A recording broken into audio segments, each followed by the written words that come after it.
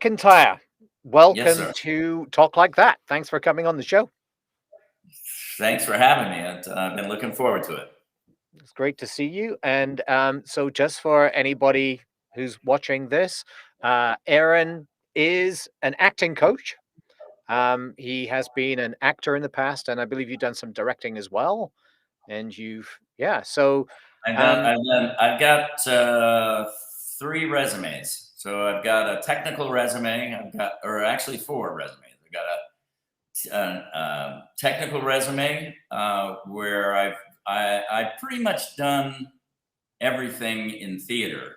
So I've done light design, set design, sound design, produced, directed, acted. It's been about 40 years since I moved out to San Francisco and started pursuing this full time. So yeah, it's been a wide and varied career. well, so you must be older than you look, I'm guessing. Oh, that's very nice of you to say. Yeah. Yeah, 40 probably. years. I am Um, I'm getting a little gray, and I'm growing this out because I want to get some pictures done with actual hair and a beard, so I okay. can Oh, get. you're growing a beard out? Yeah, yeah. Yeah, I tell you what though, whenever I grow a beard, I mean, I've got lots of videos of me on YouTube with a beard, and my God, I look 20 years older. Yeah. And yeah, like I've had what I usually do is once I've grown out a full beard, and then I start to chip away at it and like different facial hairstyles until Right. eventually it's all gone, and then Right. I get back to I mean I don't look like a day over 30, do I? No, not at all. But I just find that whenever I have facial hair, because my facial hair always grows in like, grayish white. So it's Uh-huh. like Santa Claus full on. And yeah, Right. it's kind of like Yeah. that. So I try to keep it to a minimum these days. And plus Got my wife got doesn't. some great hair though. I gotta say, Mark, you got Oh, some great. thank you. Thank you. So and I have to make sure about the angle so that can't see the hair up my nose. All right. So I want to ask you, how long have you been in the acting industry? Because you said you moved out to California like 40 years ago. So, Yeah. and also, when did you know that that was that was your density? My God, That's I'm channeling a character in Back to the Future. When did you find out that it was your density, your yeah. destiny? Um. Well, I think it was when I went into college. I mean, when I was in it's kind of a long story, but when I was in elementary school, I had a music teacher named Mrs. Klutz, Mrs. Klutz. Klutz. Yeah, Klutz. And she dragged me kicking and screaming into doing a performance of The Artful Dodger in a little piece that was like a bunch of different musical pieces from different musicals. And I got to play The Artful Dodger, and our next door neighbor, Mrs. Hooker, uh, taught Are me you how to. making these names up? I know. It seems like Mrs. Klutz and Mrs. Hooker? I mean, you can imagine what kind of.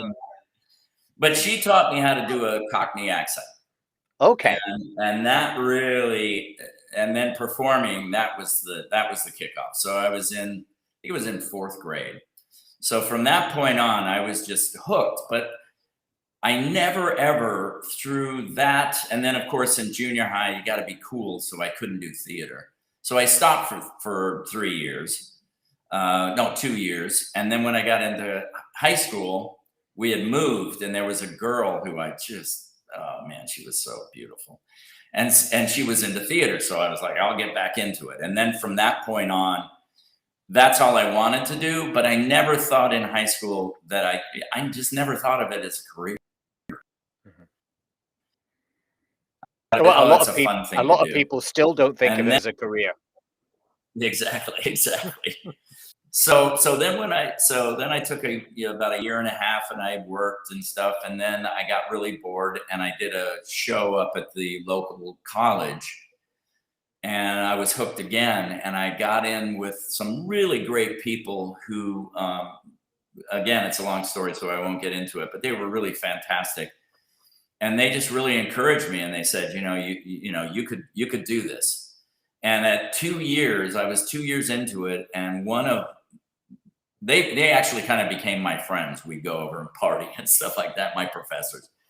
And they said, what do what do you want to do? And I said, well, I want to be an actor and director. And they said, well, then don't go to this college, because this college is not going to mean anything to anyone. Say, yeah, I've got a degree in theater arts. It was University of Colorado in Colorado Springs. So it was an extension. It was basically started as a real estate place to get your real estate license. But they were fantastic, and I learned so much. And so I met another woman, and we moved out to San Francisco. She had graduated from Colorado College, so that's a little bit more prestigious in terms of the acting. So we moved out to San Francisco, and I just started, busting ass, trying to get jobs and stuff. And I started taking private acting classes, which is another thing that my professor said, don't go to just take some private acting classes at a really reputable school. So I started taking acting classes, and about 5 years into it, or 4 years into it, my instructor says, hey, do you want to teach? Because we just lost a teacher, and you are picking this up great. So I started teaching at Gene Shelton Acting School in San Francisco. It's a very reputable private acting school in San Francisco, and started, producing shows. And basically it was producing shows because somebody go, we want to do this play. Who's going to do it? And I go, I'll do it. So I kind of knew that I loved it from the 4th grade. I started thinking that it could be a career when I was 19. Okay. That was when I started. I understand you also teach accents as well, right? Yes. Yes, And how long have you been doing that, and what got you into it? That was actually in college. I saw a notice, like I said, I've always just kind of had an ear for it, and people would always say, how do you do that? And I would be like, I don't know. I just know how to do it. It wasn't something that I studied. It was just an ability. And so I started thinking about how I did it. So I learned phonetics, and then I thought, that's just, no, I can't, usually people want to learn an accent for a part now. They don't want to learn phonetics and then go through a whole process. So I kind of just developed my own style, which is kind of what I did with acting as well. But it really started when I was in college. I needed a job, and I went down on the job board, and there was a Japanese student who wanted to work on to get his dialect so that he was understandable, because he was from Japan, and people kept saying, what? I don't understand what you're saying. So he wanted to work on more of an American accent or English accent. And so I just started working with him, and I just loved doing it, because to see people, move forward and get excited because, oh, I actually am picking something up. It was just really satisfying. So I don't do that even a quarter as much as I do acting, teaching. Just not that many people are. I want to learn how to speak like an Englishman. Great. Yeah, that's more of the kind of thing that I'm sort of focusing on, is the Right. more of the accent side of things. But Mhm. because that's kind of what really drives me, is actually hearing people being able to pick it up, right? Yeah. By my instruction, and then sort of like it's just like when you get someone that you're coaching, and then you see them blossom and then come out with something, it's a high. So, Yeah. and this is the same for me when it's like, okay, an actor comes to me and says, okay, I want to sound like this person is from there. And then it's just like, okay, well, let's see where you are. Let's see how far it is that you need to get. Yeah. And let's try to work out a way of getting you there.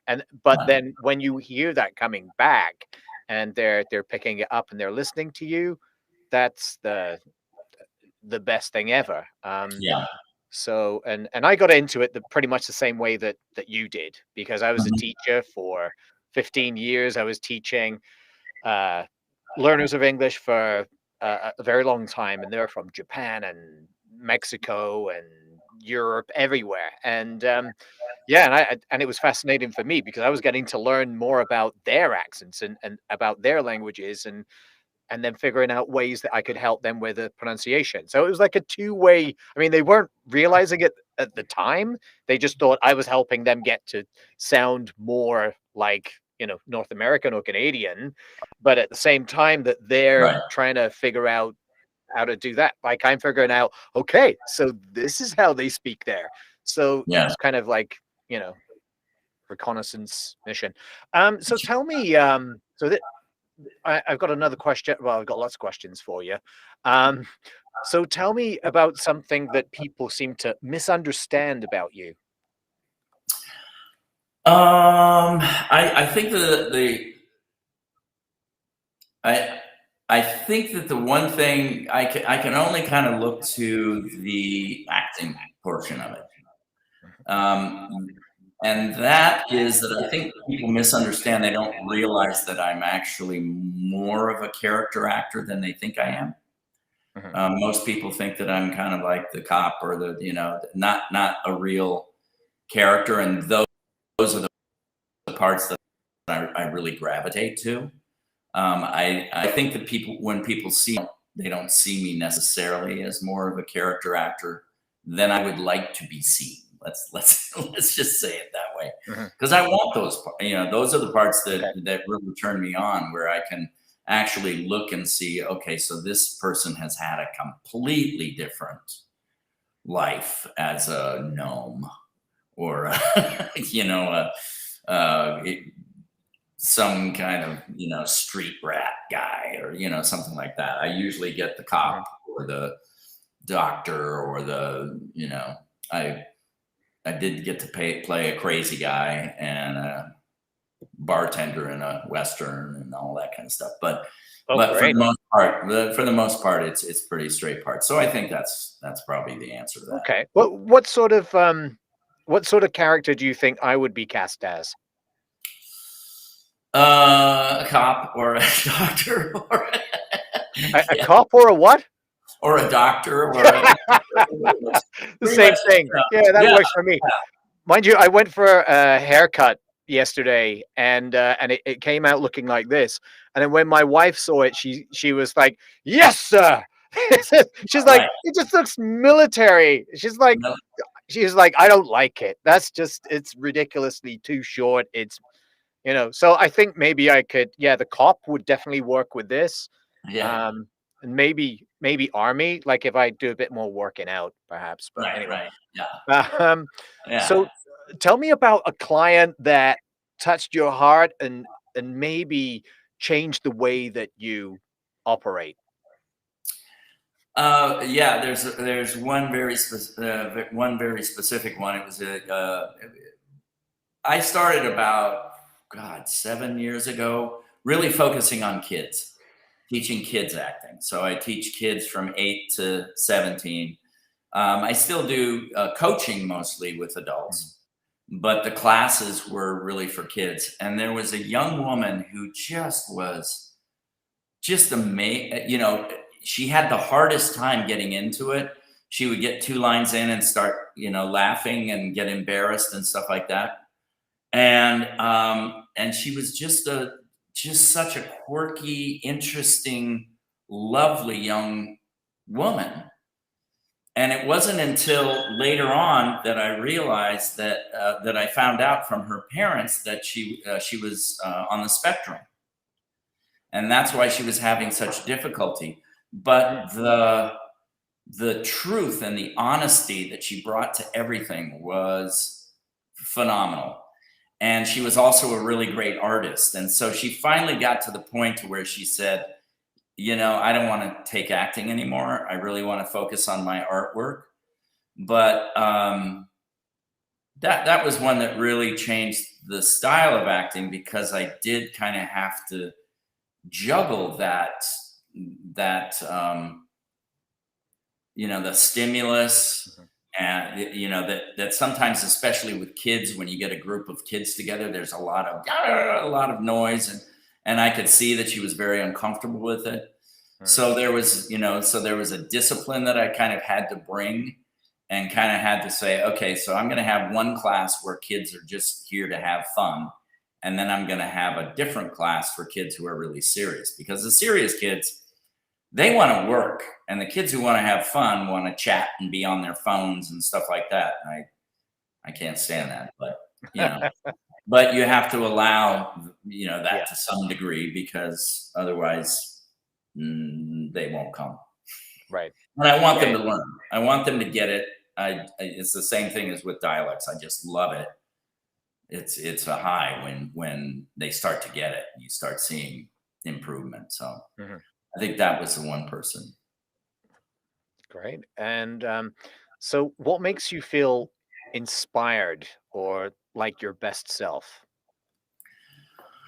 Those moments, those moments where I have people. I just did a session an hour ago with a woman who's retired. She it was another one of the free classes that I gave out on the Clubhouse.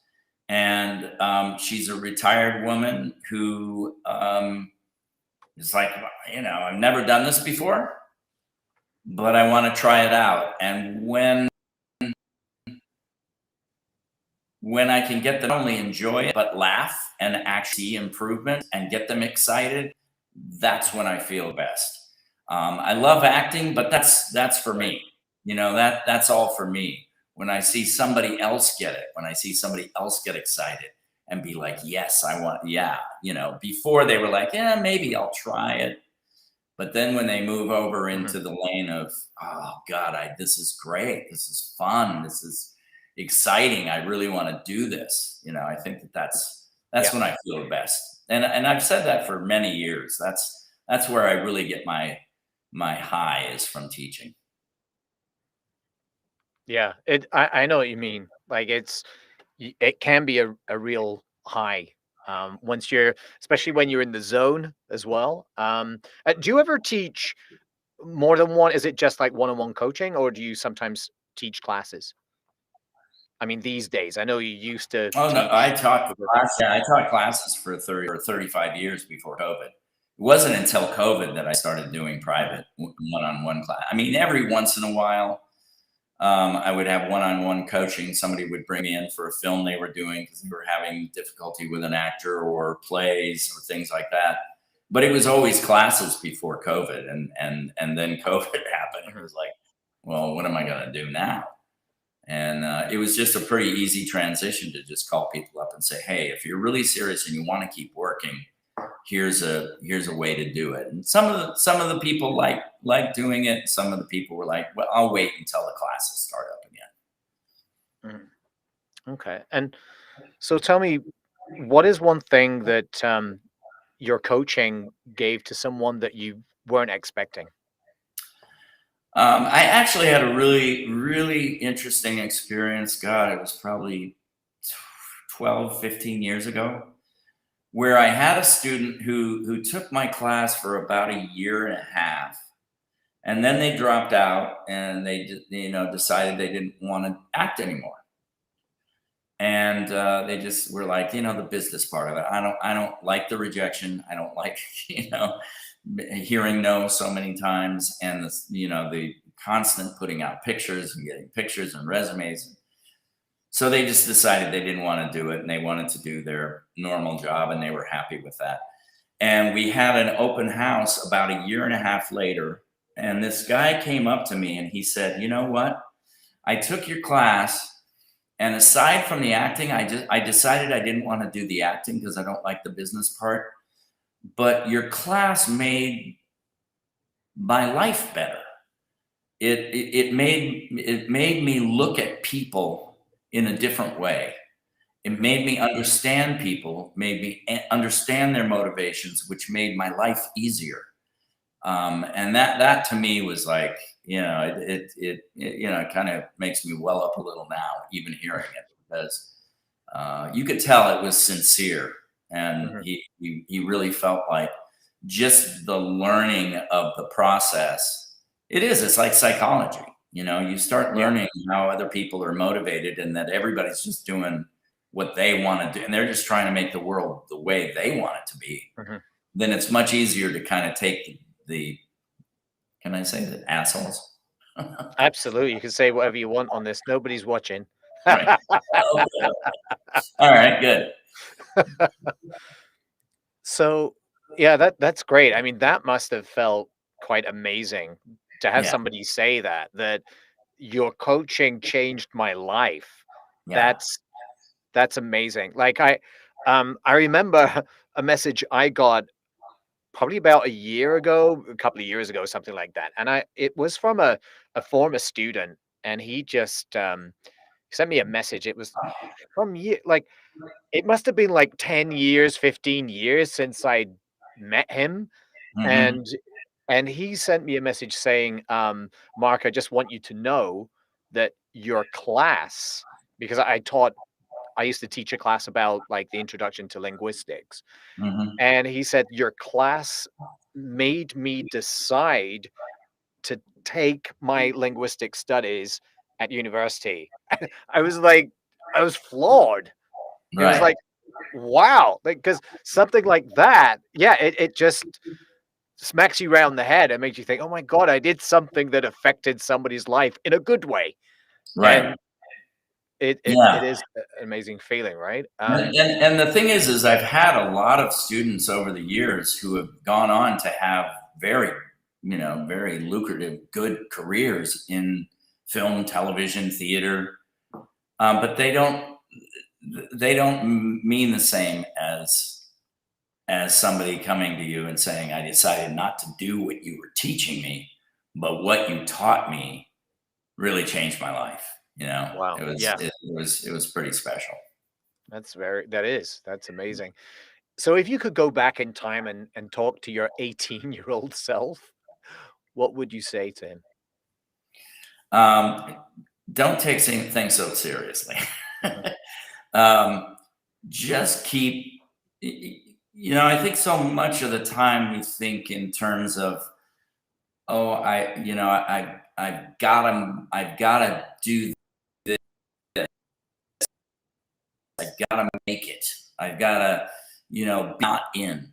And if I could tell my 18-year-old self anything, it would be right where you are, enjoy where you are, have a vision of where you would like to be, but have that vision in a way where you believe it's a fact. It really is happening. mhm.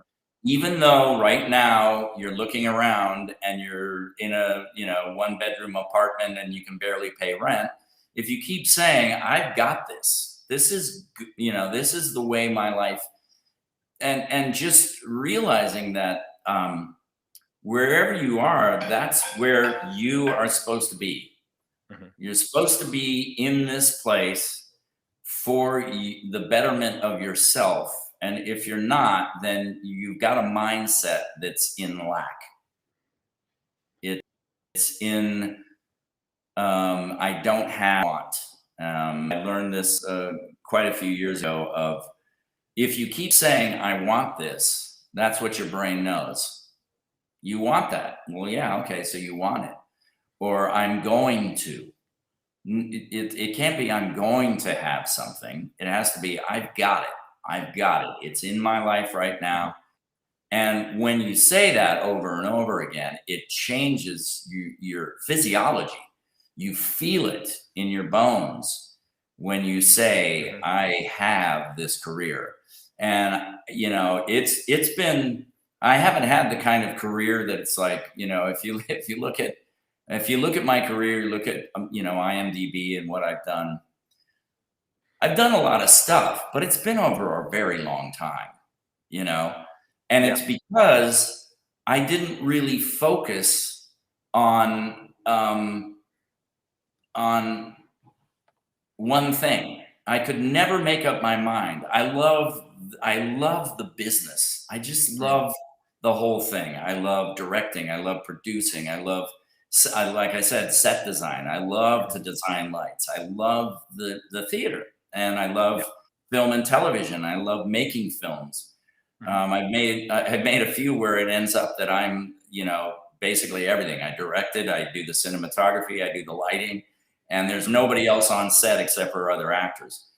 And I love that. I enjoy, just being in the business. So I wouldn't change a thing.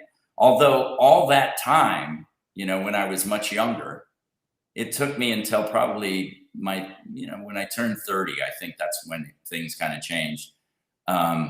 But my whole 20s, I was just like, I don't want to be here. Why can't I make it? Why can nobody see my talent? It's just, and that's where I When will was. someone discover me? When will I be discovered? Exactly. And it's like, while I'm sitting in my apartment. Yes. Nobody's gonna, yeah, that's the other thing. Nobody's gonna discover you if you sit around in your apartment. Yeah, exactly. Exactly. And now that everybody has a chance to get out of their apartments as things are getting back to normal, all the more reason and fewer excuses to do that. Right. Okay, and so tell me, I'm assuming you don't have an autobiography yet. Uh, Not yet, but I'm okay. but I'm actually working on. I've been going to another clubhouse room where they say, "Could your life be a movie?" And I think that my life couldn't be a movie; it would have to be a series, because it's the way I would describe my life. I think that's the question you're getting to. Is Oh, it's a it tragic. was going to be. Yeah, I was going to ask you what would the title be? Yeah. Yeah. Shoot. I didn't really put too much thought into that. No worries. What kind of blurb would it say about your life? Well, it's been a very bizarre, like a lot of tragedy that I've been able to over the years turn into comedy in my head, because it's just too ridiculous. It's the incidents that have come up that are just like, what are you talking? Why is this Like happening? what, for example? What tragedies happen that could be comedies? Well, the the one that's really difficult to talk about is that when I was 6, I was sexually abused by a brother and sister who didn't know that the other one was doing it. Whoa. They were doing it separately, and one of the experiences was amazing, and the other one was incredibly humiliating and very difficult. A lot of therapy to get over, and it was something that I kept a secret from every human being in my life, even my therapist, because I started going to therapy when I was in 4th grade, Hmm. and I kept it a secret from my therapists, until I was in my 30s. Wow. So that's a long time to keep a secret. Yeah. In my 30s, I finally kind of came to terms with it, got used to it, and I told my mother, and she said, "Well, when it was happening, why didn't you tell me?" And I said, "Because I didn't know that you would. I didn't think you'd believe me." And she said, "Well, I might not have," which was really profound to me. That I kind of knew that. I kind of knew that at a young age. So that's one thing. It was just little things. I was younger than everybody in my school, so my brother convinced my mother to hold me back in the 2nd grade, and that year they had an overcrowding problem at the school, and so they split one classroom in half, and one side was the 1st graders and the other side was the 2nd graders, and I was just in the 1st grade. So all of the others who I had been in the 1st grade with were now in the 2nd grade, and I was still in the 1st. And of course, they didn't believe me when I said, "No, really, my mom held me back." They thought, they called me stupid, they called me idiot. I mean, it was horrible. And then at the end of that year, we moved to Japan. So if my mother would have waited 1 year, she could have held me back and no one would have known. So that was, that was difficult in the first grade. I had a horse that got a pony that got hit by a car in a snowstorm, and I drove by it on the bus going to school and looked over, and there's my dead horse in the ditch. It was all of these little coincidences throughout my life, and those are like just a little tiny fraction of some of the very, it's not like my father died or my mother died, or my mother did just die this last year, but it was just little tiny things that just made me feel like, what in the hell is going on here? Why does the year I'm doing something, the next year, the thing I've been looking forward to doing, they obliterate, they change, they move on. And, and I grew up with 2 brothers and 2 sisters who were all 9 years older than me and up. So they were, of course, like parents themselves. And so I always joke that I had like 3 mothers and 3 fathers, because they were always saying, what's wrong with him? We got to do something. And, telling me what, and I wanted to grow up very fast. So I started running away from home for no reason. I had a perfectly nice, like I said, I didn't have abusive parents. I just wanted to be adult.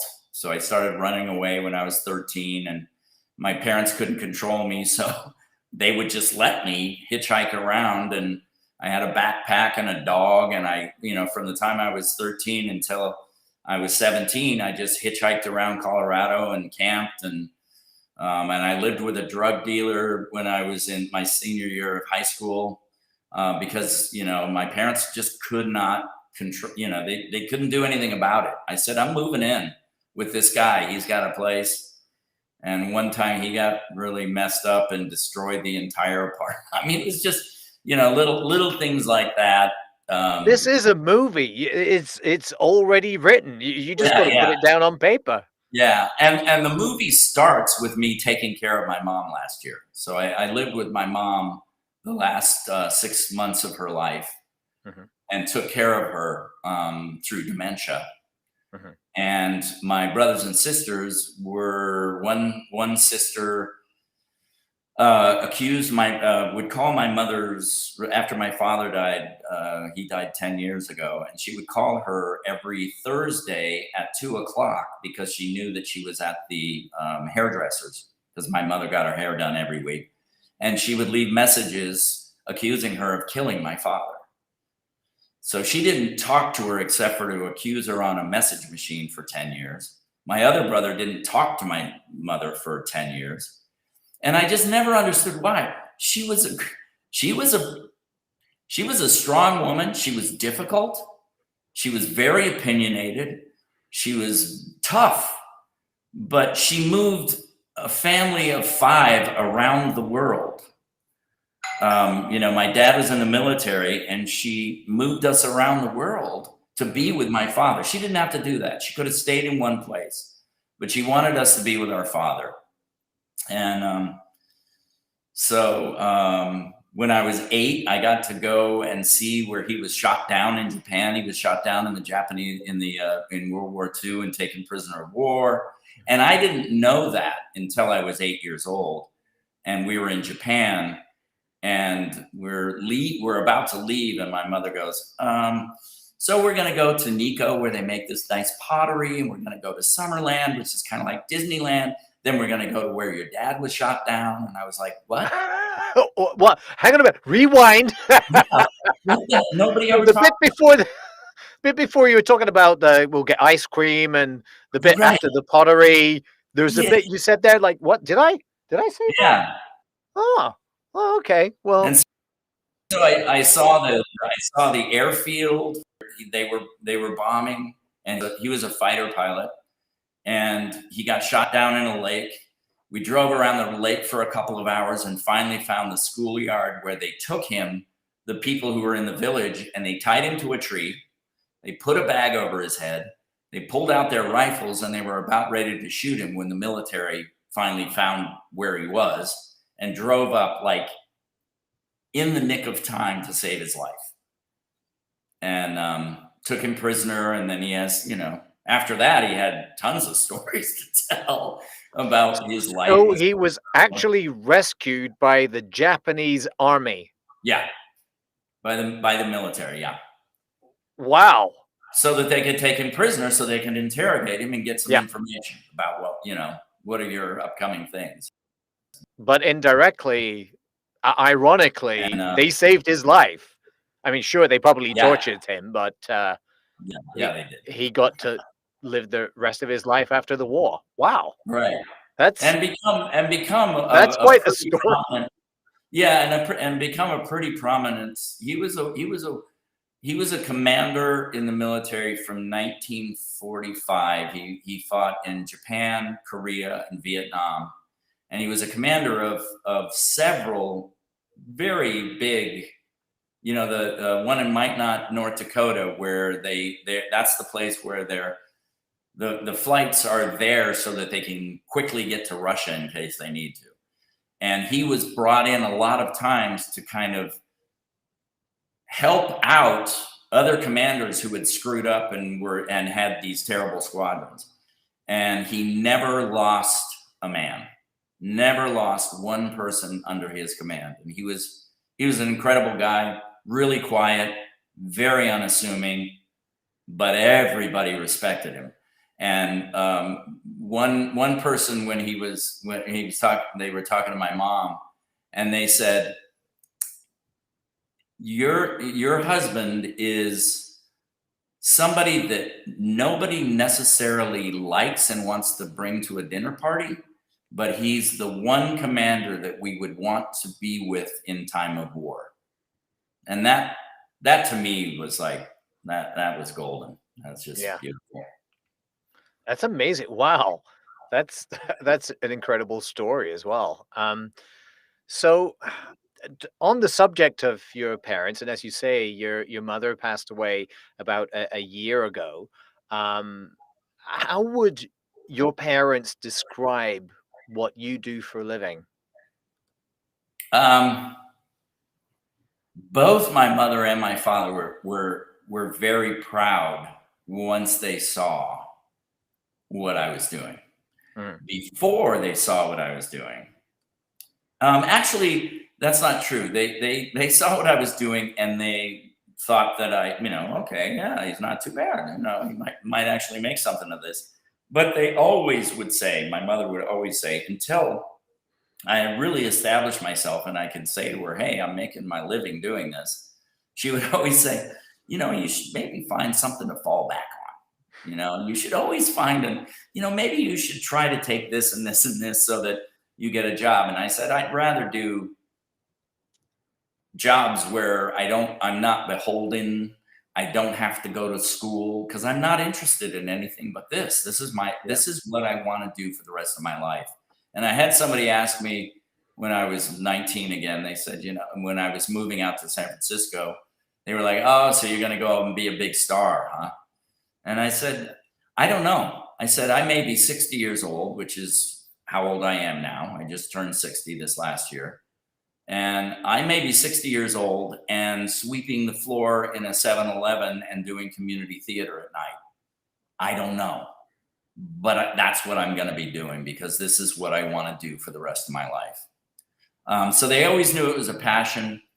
They were all about passion in your work. My father was passionate about flying. As a matter of fact, when he left the military, he continued flying and became a flight instructor. And he taught for the FBI, and he was pretty amazing, but he was very passionate about it. So when he saw that I had that same passion, they were very supportive in me doing whatever I needed to do that. They were also from that era of, you got to do it yourself. Yeah. This is your life. We're not going to, send you checks to keep you alive. You better find a way to make some money. Yeah. Yeah. That's very much that generation. I was actually brought up by the same generation, actually, Right. because Right. I was raised by my grandparents, and because when my mother had me, she was quite young for the time, not that young, but like not Right. that you'll see a lot in the southern parts of the United States. Like she was 20, right? But Right. it was kind of like, and she wasn't married at the time. So I was like, my, my grandparents adopted me, and they're like, we're bringing this guy up as our own kid. And like my mother didn't have any say in the matter. So it was like, okay, this is how it's going to be. And yeah, I mean, the thing is like they'd raised four daughters where it was like they were very strict with them. And it's like, okay, you're back home by this time at night. And it would be like 10 o'clock at night or something. When it came to my time, they're like, yeah, you can, because I was a guy, that generation is like, oh, he's a boy. Yeah, you can make sure you're home by, not too late. But they kind of like, I didn't have like a tight leash. So I was very lucky actually to be brought up by them. But I know what you mean by the generation. It's like, yeah, you do your own thing, but, have a backup plan, Right. because we're not going to be bailing you Yeah. out. It's not, it's not a stable, it's not a, Times are different. one of the things Yeah. and also, with I think it's also they get tired. Because by the time I came along, my parents were tired.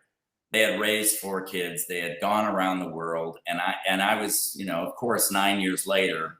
Duh, I was kind of not expected.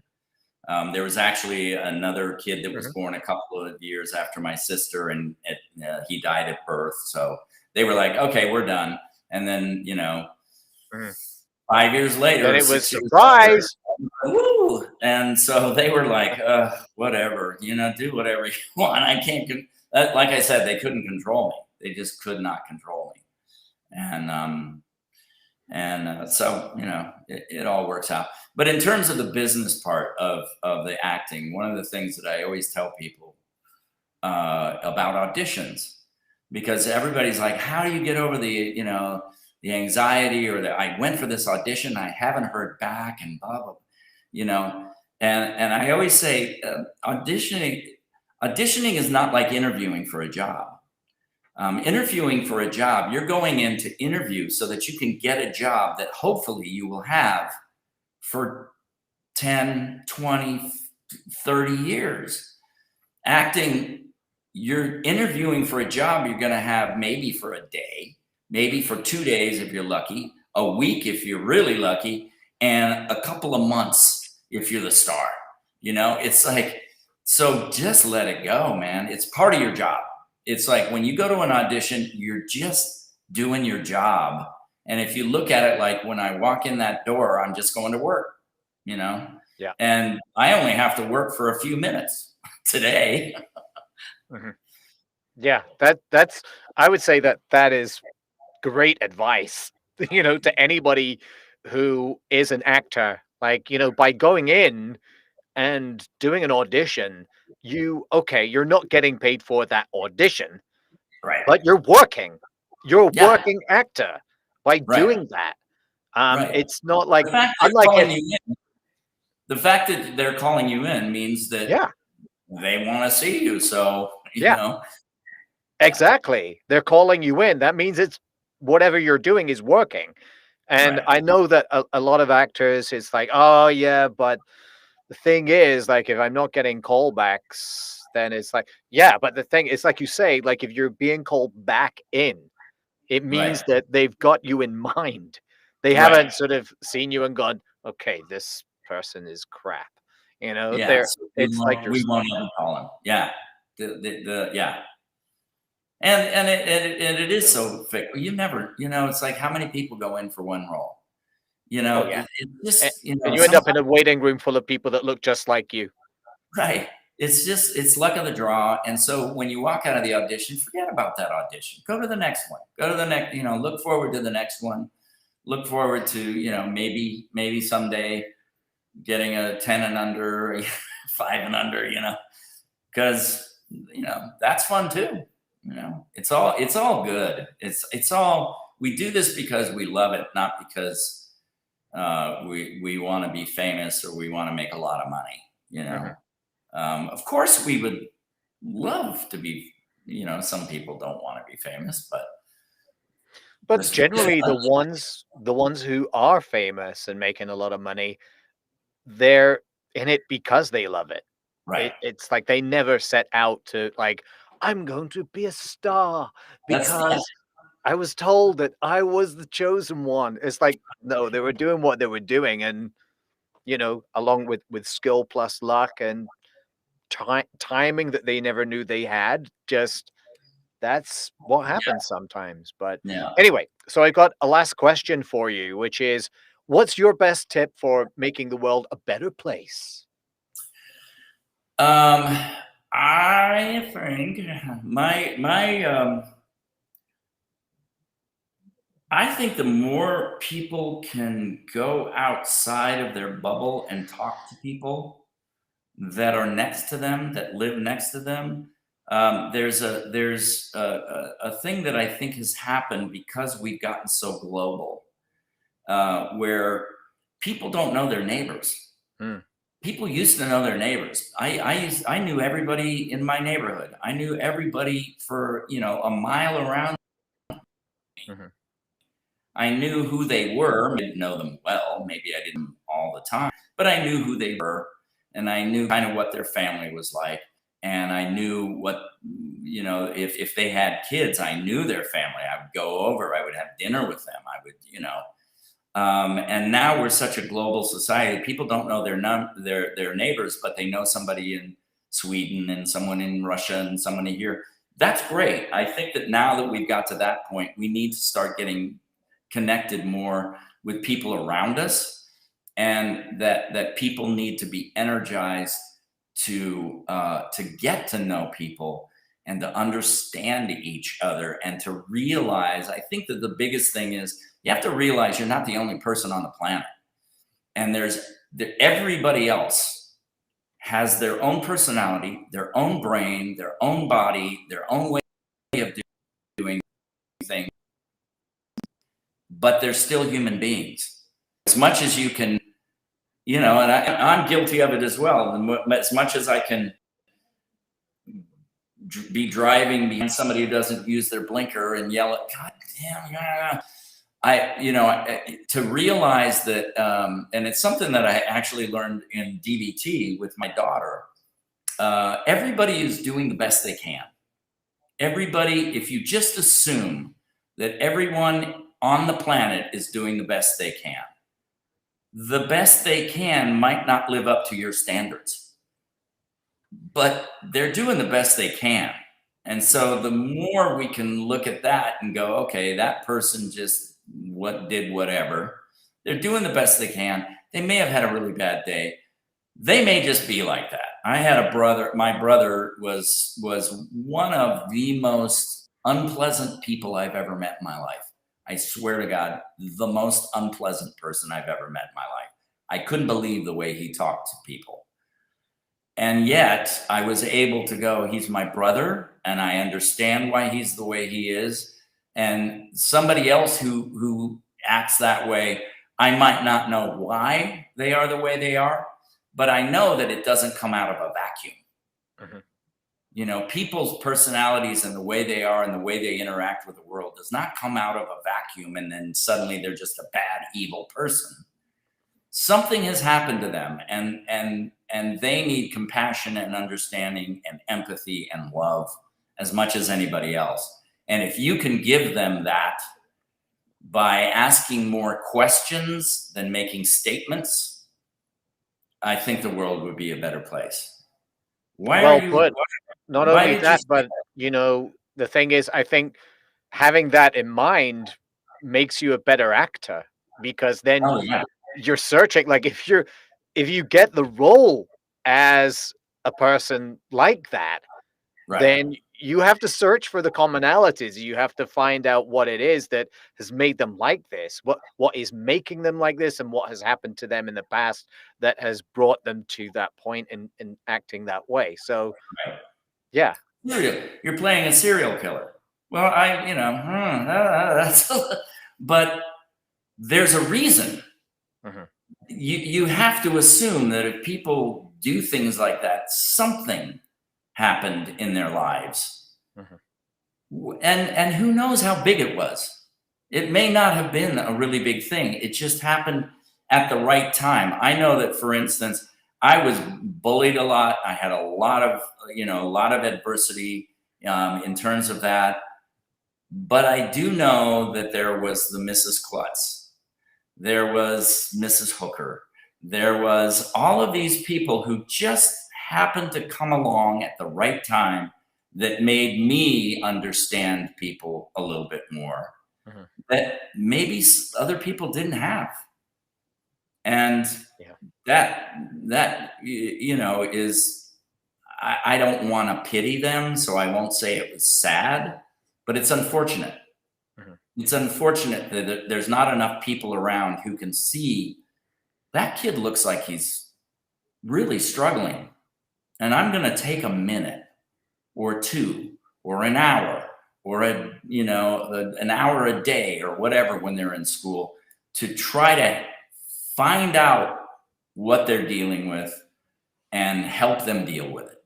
Mhm. I think that if more people tried to take their good fortune and spread it, that'll change the world, I think.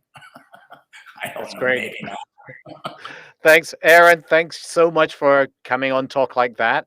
It's been a fascinating chat, and yeah, I wish you all the best in your autobiography. Yeah, exactly.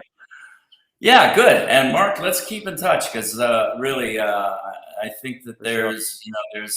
there's definite connections here that we can continue. Absolutely. Oh yeah, you're going to be on my podcast, right? I own All right. our Yeah, rabbit definitely. hole, So, our own what is private. the name of your podcast in case somebody is looking for a better podcast to watch than this? No. Well, I decided I was going to do a podcast and I did like 4 of them, and then it's like, oh, now I got to take them and edit them and blah blah blah. I just decided I'm going to do it on Club. Hang on, you slowed down a It's going bit to be there. a There's Clubhouse a bit of thing. a lag. You decided you're Oh gonna put yeah, it on what? on Clubhouse. I'm just going to do some a weekly Clubhouse, and it's called Our Own Private Yeah. Rabbit Hole, and it's because I'm fascinated by the conspiracy theories that people pick up on. Mm.